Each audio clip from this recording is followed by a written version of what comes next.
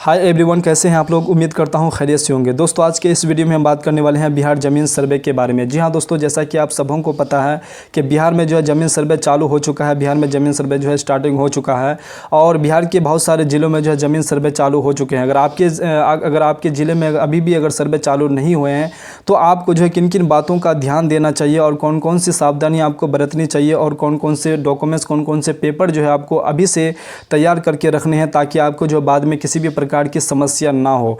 तो इसी के बारे में हम पूरा डिटेल जानकारी आपको देने वाले हैं। बहुत सारे लोगों के मन में जो है बहुत क्वेश्चन यहाँ पर उठ रहे हैं इस सर्वे को लेकर के। इस सर्वे को जो है आपको जो है बिल्कुल बढ़ चढ़ के हिस्सा लेना है, ना कि इस सर्वे को आपको अपने ज़मीन का सर्वे करवाने के लिए छोड़ना है। आपको छोड़ना नहीं है, हर एक ज़मीन का जो है हर एक डिटेल आपको यहाँ पर सर्वे कर्मी को देना है, ताकि आपके ज़मीन का सर्वे जो है अच्छे तरह से, अच्छे ढंग से जो हो पाए। अगर ये सर्वे में अगर आप अच्छे तरह से भाग ले लेते हैं, अच्छे तरह से जो आप अपने ज़मीन का सर्वे करवा लेते हैं, तो आपका जो है कभी भी जो है आपके ज़मीन में जो है किसी भी तरह की विवाद नहीं होंगे, अगर इस सर्वे में अगर आपका अच्छे से सर्वे हो जाते हैं तो चलिए बिना देरी के भी वीडियो को हम लोग करते हैं स्टार्ट। सबसे पहले जान लेते हैं कि पहला पॉइंट को यहाँ पर पिक कर लेते हैं कि बिहार में जो है भूमि सर्वे जो है करना क्यों ज़रूरी पड़ गया। जैसा कि आप सबों को पता है कि अगर सर्वे अगर नहीं होंगे, अगर नहीं होने के कारण यहाँ पर क्या होता है कि यहाँ पर जो है बहुत सारे केसेस जो है यहाँ पर होते रहते हैं ज़मीन से रिलेटेड। यहाँ पर आप अगर कोर्ट कचहरी अगर जाते हैं, अगर आप कभी भी अगर ज़मीन विवाद में अगर कोर्ट कचहरी जाते हैं तो आपको पता ही होगा कि कितना जो है परेशानियां यहाँ पर झेलने पड़ते हैं कि ज़मीन विवाद को लेकर के। तो इसी को ख़त्म करने के लिए यहाँ पर जो ये सर्वे जो है यहाँ पर तेज़ी से चलाए जा रहे हैं और अच्छे ढंग से जो है किए जा रहे हैं। तो चलिए यहाँ पर सबसे पहले इसको समझ लेते हैं कि ये प्लॉट आपको नज़र आ रहा होगा कि सर्वे जो है करना क्यों ज़रूरी पड़ गया।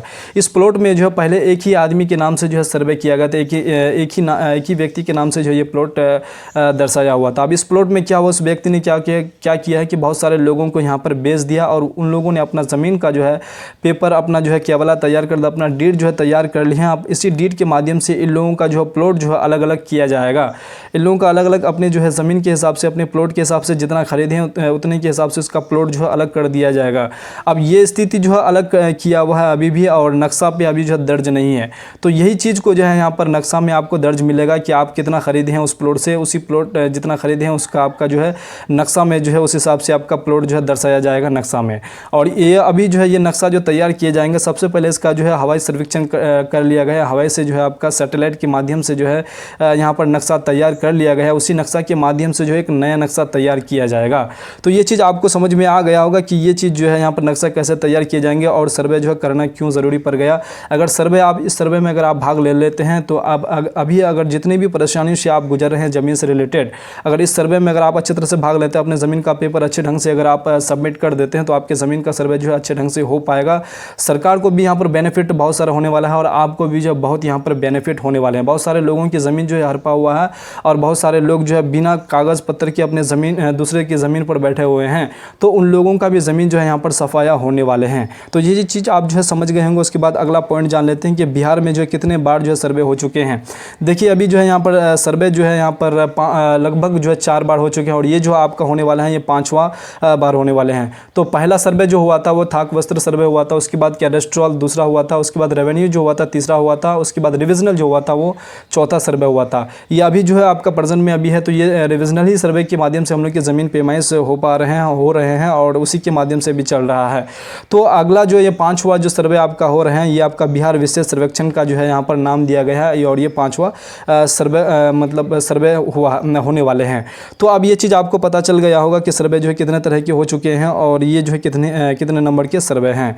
तो इस सर्वे में जो है इस सर्वे को क्या नाम दिया गया है, इस सर्वे को जो है आप बिहार विशेष सर्वेक्षण के नाम से यहाँ पर नाम दिया गया है। और ज़मीन का पेपर नहीं होने पर आप क्या करें, ये पॉइंट भी हम जो है आपको क्लियर कर देते हैं कि अगर आपके पास ज़मीन का पेपर नहीं है तो आप क्या करेंगे। देखिए आपके पास अभी बहुत सारा टाइम है, आप अपने ज़मीन का जो है कोई भी हद मत छोड़िए ज़मीन का पेपर निकालने में। आप अपने ज़मीन का पेपर जो है किसी भी तरह से जो है रेडी करवाइए, कहीं से भी हो निकालने का जो है बहुत सारा प्रोसेस है। अपने ज़मीन का जो है पेपर आप निकाल करके रेडी करवाइए, ताकि आपको जो है सर्वे कर्मी जब आपसे मांगेंगे पेपर तो आपको देने में कोई भी परेशानी ना हो, आप आराम से उसको दे सकते हैं।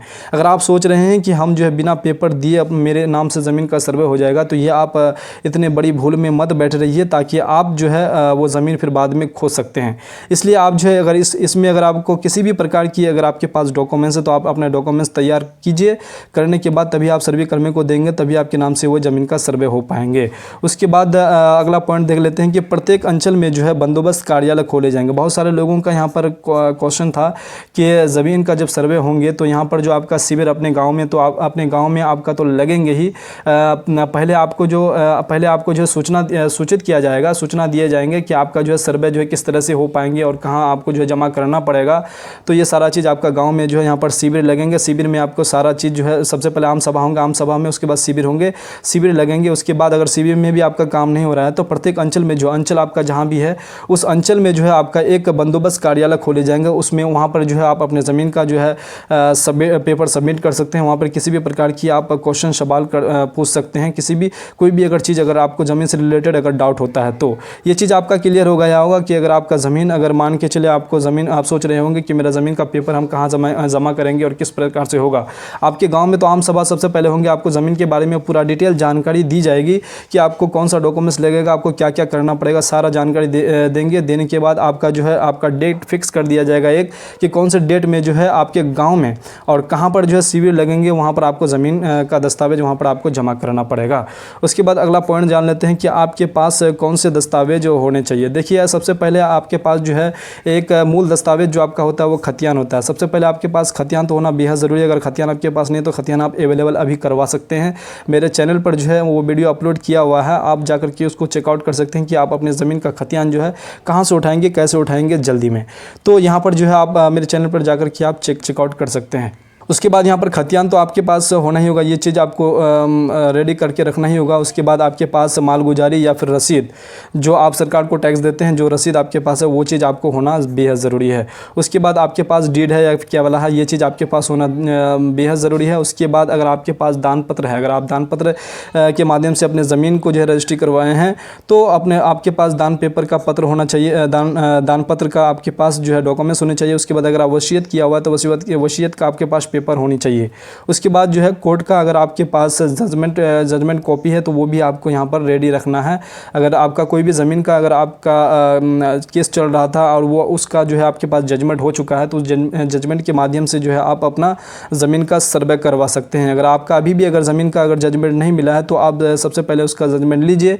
अगर आपका ज़मीन का अभी भी अगर जजमेंट नहीं मिला है तो आपको, अगर नहीं मिला है तो सर्वे के समय में क्या होगा कि आपका जो है वो आपको पेंडिंग में डाल दिया जाएगा कि ये भी जो है ये ज़मीन केस में चल रहे हैं और इसका जो है वो आपका अलग तरीके से उसका फिर सर्वे हो पाएंगे। तो सबसे बेटर है कि आप अभी से ही जो है अपने ज़मीन का जजमेंट ले लीजिए और इस सर्वे में जो है आप जजमेंट कॉपी लगा करके अपने ज़मीन का सर्वे करवा लीजिए।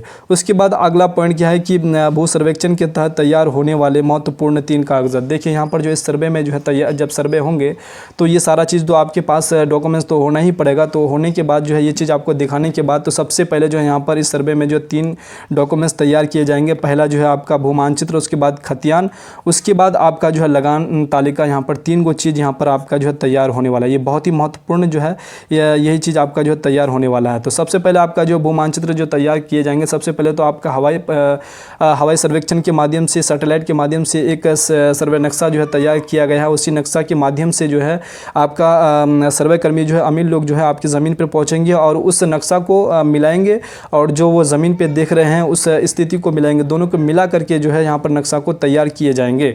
तो इस प्रकार से आपका ज़मीन का जो है नक्शा तैयार किया जाएगा। नक्शा तैयार करने के बाद जो है आपका जो है किस्तवार का काम किया जाएगा। ये जो आपका खतियान तैयार करेंगे, किस्तवार का काम, आपका नक्शा, ये तो आपका क्या हो गया, ये किस्तवार का काम हो जाता है। नक्शा तैयार करने का मतलब ये किस्तवार का काम। उसके बाद खानापुरी का काम कब किया जाता है, जब किस्तवार का काम पूरा हो जाता है उसके बाद खानापुरी का काम किया जाता है। खानापुरी का काम मतलब कि आपका प्लॉटिंग किया जाएगा। एक ऐसे जैसे आप प्लॉट नंबर जो देते हैं उसी प्लॉट नंबर को खानापुरी कहते हैं। जैसे कि 2, 3, 4, 5 इस प्रकार से जो नंबर दिए जाएंगे, आपका जो प्लॉट नंबर दिए जाएंगे उसी को क्या कहते हैं, खानापुरी कहते हैं। और जो नक्शा तैयार किए जाते हैं उसे किस्तवार कहते हैं। तो ये सारा चीज़ जो है आपका क्या भू मानचित्र तैयार करते समय जो ये सारा चीज़ कर लिया जाएगा। खतियान उसके बाद तैयार करेंगे। उसके बाद आपका लगान तालिका भी जो है तैयार किए जाएंगे। ये बहुत तीनों जो है महत्वपूर्ण दस्तावेज है, तीनों जो है महत्वपूर्ण, ये आपका डॉक्यूमेंट सर्वे करते समय जो ये चीज़ तैयार किए जाएंगे। यहाँ पर जो है बिहार में जो 38 जिला में 534 अंचल अंचल में जो है राजस्व ग्राम जो आपका है 45,862 गाँव है। इन सबों में जो है सबों में सर्वे होने वाले हैं और सबों का जो है नक्शा जो है मौजावार के माध्यम से होने वाला, जैसे कि आपके गांव में जो भी मौजा है उस मौजा के नाम से फिर से जो है उस नक्शा को रिन्यू किया जाएगा, उस नक्शा को फिर बदला जाएगा। जो अभी आपका नक्शा है उस नक्शा को बिल्कुल आपका नक्शा कंडीशन चेंज हो जाएगा, उस नक्शा को अलग आपको फिर देखने को मिलेगा जो नक्शा अभी तैयार होने वाले हैं। तो आपको ये चीज़ मालूम होना बेहद ज़रूरी है कि ये प्लॉट जो आपका यहाँ पर दिख रहा है ये आपका जो फॉर एग्जांपल मान के लिए कोई एक मौजा है, तो इस मौजा का जो नक्शा जो है आप तैयार किए जाएंगे, तो नक्शा तैयार कर लिया जाएगा। करने के बाद जो है इसका जो पेमाइश जो की जाएंगे, इसका प्लॉटिंग जो किए जाएंगे, इसका जो पेमाइश होगा तो आप सोच रहे होंगे किससे होगा। पहले जो है चैन से होता था, फीता से होता था, बहुत तरीके से जो है ज़मीन की पेमाइश होती थी।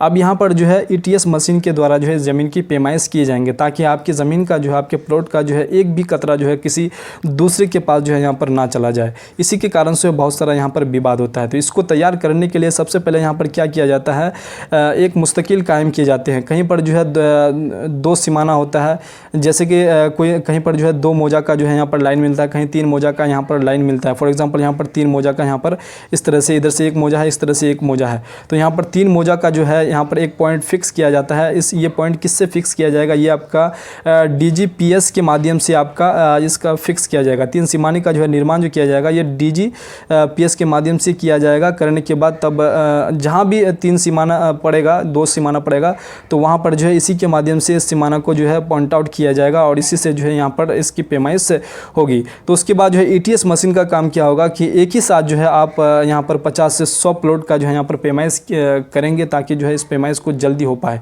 ETS मशीन के बारे में आपको समझ लेना बेहद ज़रूरी है। ETS मशीन जो है सबसे ज़्यादा यूज़ जो लाए जाते हैं वो आपका जो है जो बड़े बड़े से रोड बनाए जाते हैं, रोड में जो है सबसे ज़्यादा यूज़ में लाए जाते हैं। और इसी को जो है जल्दी करने के लिए और जो बड़े बड़े रोड बनाने के लिए जो बहुत जल्दी काम हो जाता है, तो ETS मशीन में अगर आप यहाँ पर पेमाइश होता है तो ज़मीन का जो है एक भी पॉइंट जो है ज़्यादा इधर उधर नहीं होगा और ज़मीन का जो बिल्कुल सटीक और शुद्धता की माप यहाँ पर हो पाएगी। और लोगों की यहाँ पर जो है समस्या को बिल्कुल जड़ से ख़त्म करने के लिए इस मशीन का जो है प्रयोग करने वाले हैं ज़मीन की पेमाइश करने के लिए। ETS मशीन से आपकी ज़मीन का जो है यहाँ पर सर्वे होने वाले हैं और आपका जो है यहाँ पर प्लॉट में जो है किसी भी प्रकार की जो है समस्या नहीं होने वाले हैं आपके बाउंड्री में। और आपको हम बताते चलें कि ये मान के चले ये आपका अभी ये प्लॉट है और अभी आपका ज़मीन का सर्वे नहीं हुए, तो लेकिन आपको करना क्या है, अपने ज़मीन का मेर को जो है अच्छे तरह से सही ढंग से जो है ठीक कर लेना है ताकि आपको बाद में फिर परेशानी ना हो।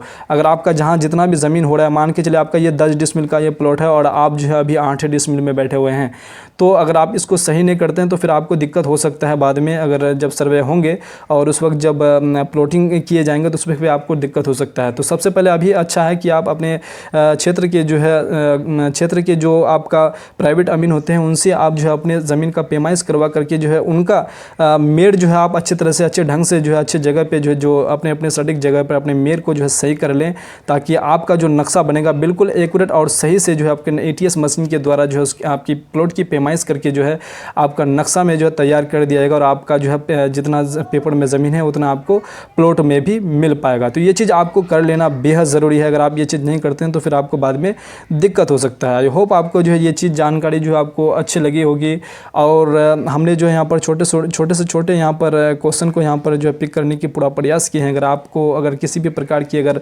सर्वे करते समय अगर किसी भी प्रकार की अगर समस्या हो रहे हैं तो आप कमेंट बॉक्स में ज़रूर कमेंट करके बताइएगा ताकि हम जो है आपके क्वेश्चन का जो है जवाब एक वीडियो के माध्यम से दे पाएँ। तो चलिए फिर हम लोग नेक्स्ट वीडियो में मिलते हैं। तब तक के लिए जय हिंद, जय भारत, वंदे मातरम।